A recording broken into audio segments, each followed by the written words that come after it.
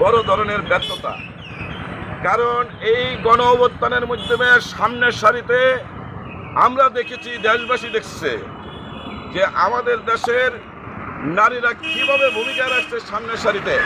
আমরা কি দেখলাম, গণ অভ্যুত্থানের পরেই অন্তর্বর্তীকালীন সরকারের মাধ্যমেই দেখা গেছে কি ওই নারীদের উপরে বড় আক্রমণ আসছে, নারী দর্শিত হচ্ছে, নারী লাঞ্ছিত হচ্ছে, এটা আমরা দেখলাম। আর কি দেখি, কিভাবে রাস্তায় পালিয়ে একজন মানুষকে কিভাবে পাথর দিয়ে চাঁদা না দেওয়ার কারণে হত্যা করেছে।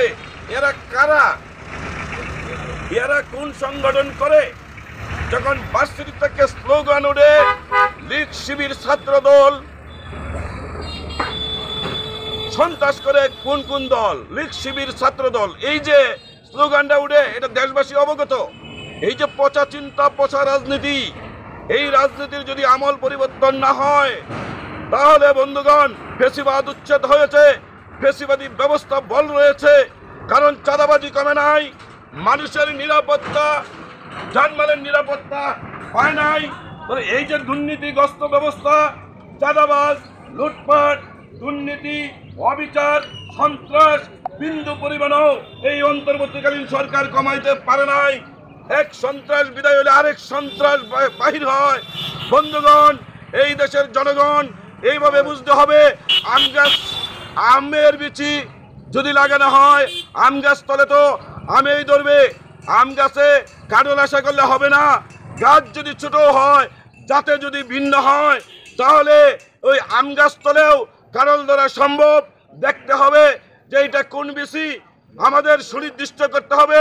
এই যে বুর্জোয়া রাজনীতি, এই বুর্জোয়া রাজনীতির জন্যই আজকে মানুষ কলুষিত হচ্ছে।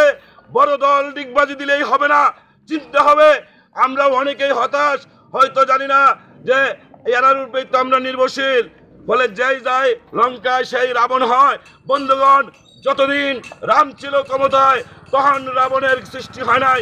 যখন রাবণ ক্ষমতায় গিয়েছে তখনই ওই দুর্নীতি শুরু হয়েছে। তাহলে এই কথাটা মিথ্যা যে যেই লঙ্কায় যায় সেই রাবণ হয়, আসলে এই কথাটা মিথ্যা। বন্ধুগণ, চিনতে হবে তার চরিত্র, নীতি, আদর্শ কি। এইটা যদি না নির্ধারণ করা যায় তাহলে ওই আমের বেশি আমের কাজেই করবে, গাছ যত ছোটই হোক। যদি ভিন্ন হয় তার আদর্শ, নীতি কি, এইটা আমাদের আগের বোঝা দরকার। কারণ এরা একই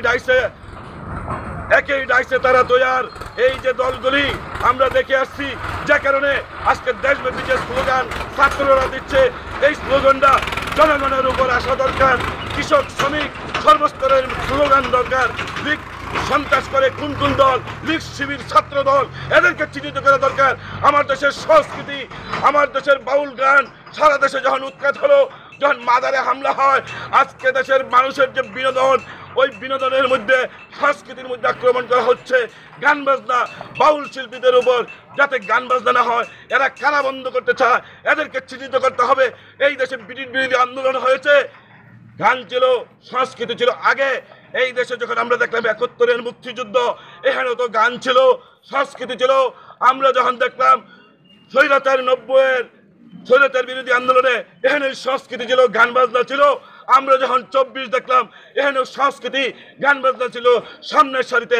আজকে কারা গান বন্ধ করতে চায়, বাউল গান নিষিদ্ধ করতে চায়, বিভিন্ন গান বাজনা নিষিদ্ধ করতে চায়, এইটা আমাদের বোঝা দরকার।